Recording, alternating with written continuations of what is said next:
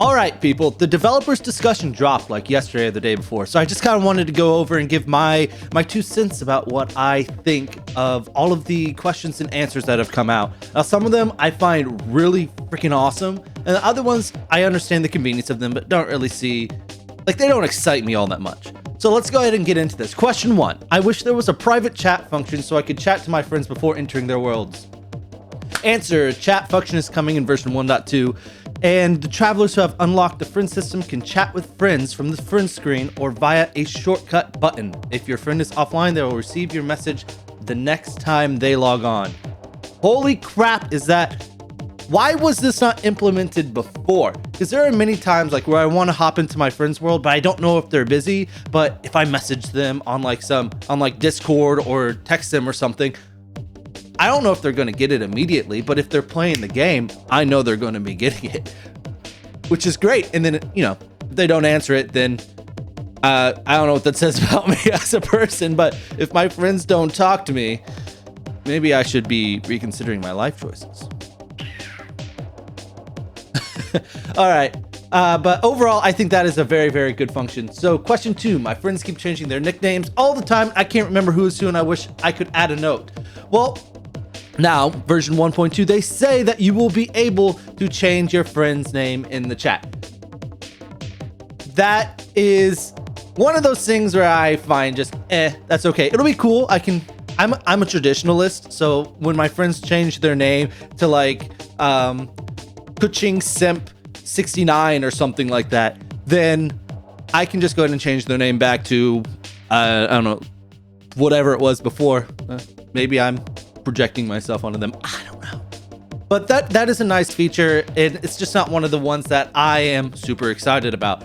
But it will be very good to be able to keep track of everybody, especially once, you know, those people who change their names all the time and you never know who they are to start with. It will be good for them.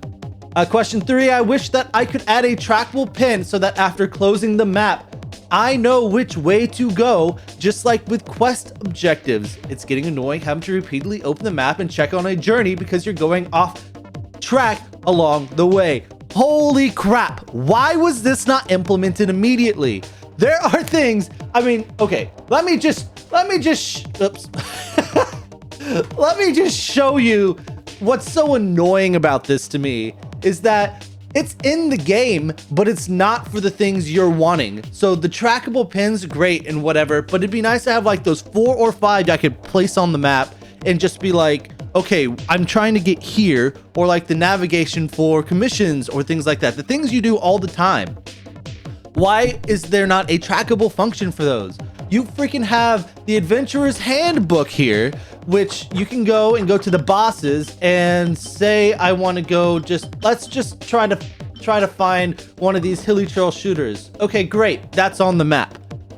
I get out of this menu and on the mini map, it shows up there. Now, as a really annoying side note is once you kill everything that you can, the pin doesn't disappear and you can't click on it anymore because it says it's respawning once you click on that navigation pin. So you just kind of have to live with it for a little bit. But that's beside the point. That's beside the point. So why was this not in the game for things you do all the time, like commission quests or just quests in general? Like you can see it. Typically, you can see these things on the map somewhere. You can't see it on like the hilly trails and things like that. But like quests, you can see it on the world, but you couldn't see it on the mini map. So when I'm freaking gliding, I'm having to glide from the top of a hill, and I'm just over here. I should have been in a spot to where I could have demonstrated this. So I'm just like over here gliding. And then all of a sudden I'm like, okay, am I going the right way? And then have to get out of this menu and then go forward again, which on controller for me, because I play with a controller, isn't so bad. But when I'm on mobile, it kills my momentum when I have to check those things, and it's really freaking annoying. So, push come to shove, yes, I am excited for these custom pins to be doing this. Only one pin can be tracked at a time. That's fine. That's fine. At least we have something we can do.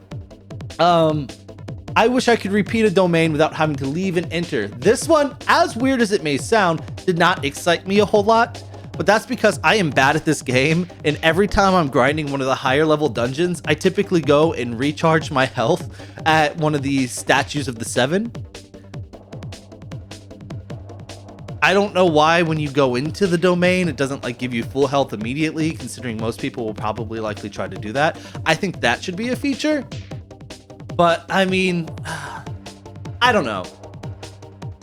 I don't know about that one, but just the convenience of not having to leave the dungeon to be able to do it again is so nice. Because one of my least favorite things is the number of loading screens it takes to do anything. Why? Why are there like 1,000 loading screens to get from point A to point B every time you do it?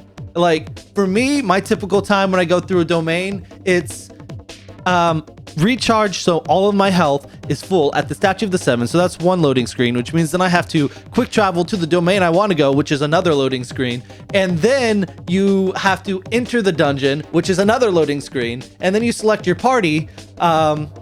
Well, actually, before that, you go and you select, I want to join this dungeon, but as soon as you press the button to enter it, you press square, which is the start button once you get into the character selection screen. So you start the co-op screen, which is another loading screen, and then you have to kick everybody because you didn't mean to do that. And then it takes you a loading screen back to the single player world, and then you have to enter the dungeon, which is like for the character selection, which is another loading screen, and then you press the square button, which is what you wanted to do initially to be able to get into the domain in the first place, and then you say yes, that's where I want to go, and then it's another loading screen, and then you go all the way through the dungeon and complete it, and hopefully you have enough health to be able to repeat it, which would be nice here. But then you get to the end of it and say you're done, or you have to recharge your health. It's another loading screen to get out, and then another loading screen to get back to the statue of the 7, because I don't like wasting my heals, because I don't like grinding those collectibles for food. That's so many loading screens. Why? Why do we have that many loading screens in this game? I mean, okay, that's fine and all and dandy, and like, I understand, and it wasn't something I really complained about, but now that I'm complaining about it now, just having that will be very nice. Just the option, just the convenience of that function is going to be great, and I know so many of you guys are going to love that. Question 5. I frequently miss out on domain and ley line drops. Having to manually collect them is very inconvenient. Who the heck is missing out on domain and ley line drops? They all literally splat out in front of you. Like, you stand in the circle on the domain, and then it drops them all like in that circle area, or you go to the ley line drop, and it freaking drops it right where you press the button. How do you miss out on that? But I understand having to spam that collect button over and over and over and over and over and over and over and over again just to collect everything can be a bit annoying, especially since for whatever reason, you can't just spam the button and it collects them all really, really quickly. You have to like wait, like ding, ding, ding, ding. I don't know why. Why is there not like a spam collect? Like but I guess this is nice. But then for those people who like to get those YouTube video thumbnails which have all of the drops in front of you and show this is what you get for this one thing, or this is what I got because I have godlike luck, or I have the worst luck in the world. That's me, by the way. Worst luck ever. But I understand that, but again, it's a conveniency factor. If there was a function to turn that off, I honestly probably would turn it off. Yeah.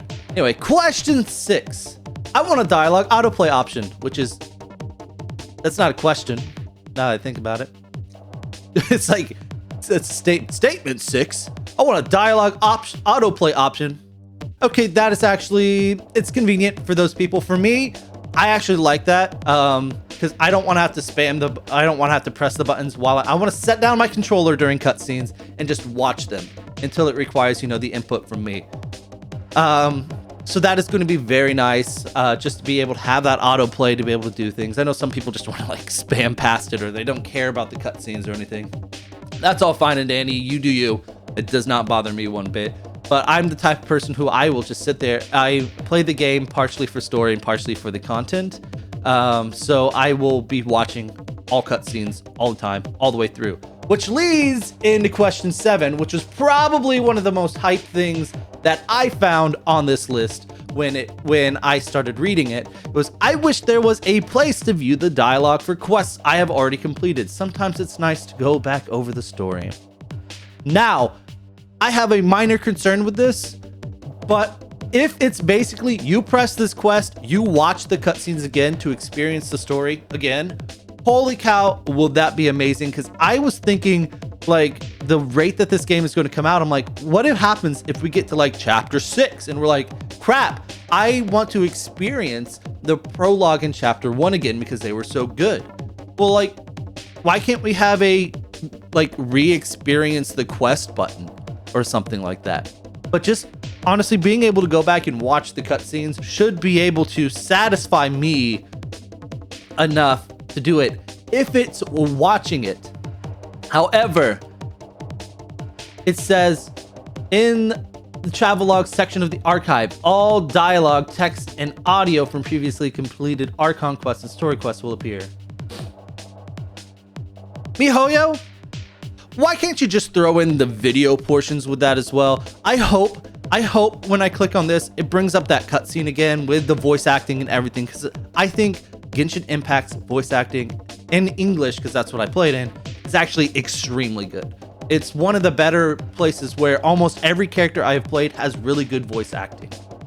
Or just every character I've seen in general has really good voice acting. So why? Why is that not, like, I guess we'll see when version 1.2 comes out, but I hope it's you go back and experience the cutscenes again. But it seems like it's just going to be the text and the audio.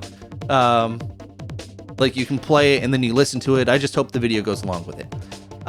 Question 8. In co-op mode, progress is interrupted when a player quits the game. Can this be improved? I'm not gonna lie.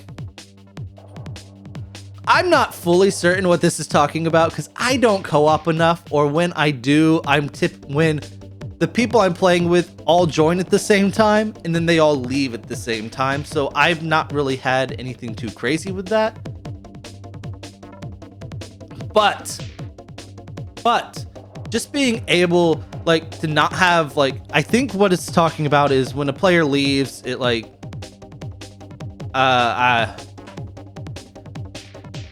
I wish I could touch this one more. I should have came more prepared, I'm not gonna lie. But yeah, honestly, it's another conveniency factor. Anything that slows your progress of the game is really annoying.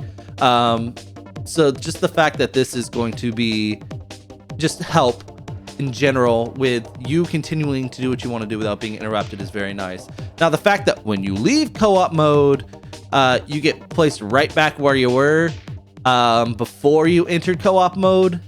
If you joined somebody else's world, kind of annoying. I'd rather just leave co-op mode and be put where I am personally, from their world into my world. I guess it's some server-based thing that prevents that from happening. I don't know. Anyway, last but not least, definitely one of the things that I was so freaking hyped about when I saw this. Last but certainly not least, with asterisks, 3 of them to promote boldness. After the developers let us have one final peek at their notebooks, it turns out that in version 1.2, travelers will be rewarded for 1 acquaint feint each time they ascend a character at level 20, level 50, level 70, and for any previous characters that travelers have ascended, you can claim the acquaint feint rewards from the Ascension Materials preview screen. Holy cow! Thank the Lord, MiHoYo, you're doing this. Because what is the freaking point of acquaint feints? I don't see a reason to even use, like, let's put it this way. The game gives you so few acquaint feints that is hard to justify. Like, you barely pull off that banner, which is fine. And people are like, well, sound, why don't you just use Primo Gems to do that? Well, for everybody who's like me, I'm not free to play. I wail a little bit, but for everybody who wants to get the most out of either the money they put in or the primo gems they have earned, they're going to be spending most likely every single primo gem they have on the character banner or the weapons banner. Probably not the weapons banner, probably the character banner, because there's the exclusive character that drops there. Not to mention the increased drop rates for certain other characters. So people are going to be doing all of their intertwined fates. That's what they're going to be spending their primo gems on. So the fact that MiHoYo's like, you know what, this permanent banner isn't getting a lot of love. So what we're going to do is we're going to go ahead and say that once you ascend a character at the level 20 mark, the level 50 mark, and the level 70 mark, once you get them past that, you're going to get an acquaint feint. That is so nice. Now, it's just so nice to be seeing that permanent banner get some love, because I want to pull on that banner because I still need 3 more characters, but they're all 5-star characters. And I also wouldn't mind getting a couple 5-star weapons. But if I pull on the events character banner, every other time I get a 5-star, it's guaranteed. Well, not every. So basically, if I get the 5-star the first time and it's not the events banner character, it is going to be guaranteed to be it the next time, which means at least 1 out of every 2 of my pools is going to be this character specific to the events banner. However, at the same time, there's a higher chance for you to get the 5-star characters you're missing in that banner as well. So of course, I'm going to go pull on that banner too. Like I was pulling yesterday, got some content as background. You probably saw it earlier in the video. I got Jean from the banner, which is totally fine. I needed her. So I am not sad at all about that. But just the fact that the permanent banner is going to be getting just the fact that the permanent banner is going to be getting a little bit of love is nice to see. So anyway, that's going to end this. I've been rambling on for probably way too long. So I hope you enjoyed the video. If you did, go ahead and give it a like or dislike if you didn't like what I had to say, and go ahead and press that subscribe button. I stream over on Twitch on days, at times. I don't exactly have it. Typically it's in the evenings if I do, and it will more than likely be on weekdays. On the weekends, times are a little more variable, so go ahead and hit that follow button, turn on the notifications, and go ahead and let me know what you think about these patches. What do you like the most? What do you dislike about it? Or do you have those things where you're like, you don't care about certain aspects, kind of like what I had in the changing the characters or your friends' names or things like that. Anyway, thanks again for watching, guys, and I will see you all next time. Thank you very much.